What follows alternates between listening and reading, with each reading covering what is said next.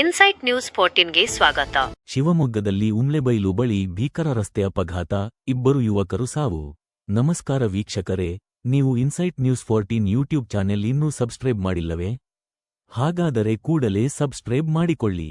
ಶಿವಮೊಗ್ಗ ಜಿಲ್ಲೆಯ ಉಮ್ಳೆಬೈಲು ಸಮೀಪ ಸಂಭವಿಸಿದ ಭೀಕರ ರಸ್ತೆ ಅಪಘಾತದಲ್ಲಿ ಇಬ್ಬರು ಯುವಕರು ದಾರುಣವಾಗಿ ಸಾವನ್ನಪ್ಪಿದ್ದಾರೆ. ಪವಿತ್ರ ರಂಜಾನ್ ಮಾಸದ ಉಪವಾಸದ ನಡುವೆ ಗೆಳೆಯರೊಂದಿಗೆ ಇಫ್ತಾರ್ ಪಾರ್ಟಿಗೆ ಹೋಗಿ ವಾಪಸಾಗುತ್ತಿದ್ದಾಗ ಈ ದುರ್ಘಟನೆ ಸಂಭವಿಸಿದೆ. ಶಿವಮೊಗ್ಗ ನಗರದ ಲಷ್ಕರ್ ಮೊಹಲ್ಲಾದ ನಿವಾಸಿ ದಾನಿಶ್ ಹಾಗೂ ಇಲ್ಯಾಸ್ ನಗರದ ನಿವಾಸಿ ಸಾದ್ ಮೃತಪಟ್ಟ ದುರ್ದೈವಿಗಳು. ಭದ್ರಾ ನದಿ ಜಲಾಶಯದ ಹಿನ್ನೀರಿನಲ್ಲಿ ಬಿಆರ್ಪಿ ಬ್ಯಾಕ್ ವಾಟರ್ ತೀರದಲ್ಲಿ ಗೆಳೆಯರೊಂದಿಗೆ ಇಫ್ತಾರ್ ಕೂಟ ಮುಗಿಸಿ ತಮ್ಮ ದ್ವಿಚಕ್ರ ವಾಹನದಲ್ಲಿ ಶಿವಮೊಗ್ಗಕ್ಕೆ ವಾಪಸ್ ಬರುತ್ತಿದ್ದಾಗ ಉಮ್ಳೆಬೈಲು ಬಳಿ ಈ ಘಟನೆ ನಡೆದಿದೆ. ವೇಗವಾಗಿ ಬಂದ ಬೈಕ್ ಮುಂದುಗಡೆ ಹೋಗುತ್ತಿದ್ದ ಬಸ್ಸನ್ನು ಓವರ್ಟೇಕ್ ಮಾಡಲು ಪ್ರಯತ್ನಿಸಿದಾಗ ನಿಯಂತ್ರಣ ತಪ್ಪಿ ಅಪಘಾತಕ್ಕೀಡಾಗಿದೆ ಎನ್ನಲಾಗಿದೆ.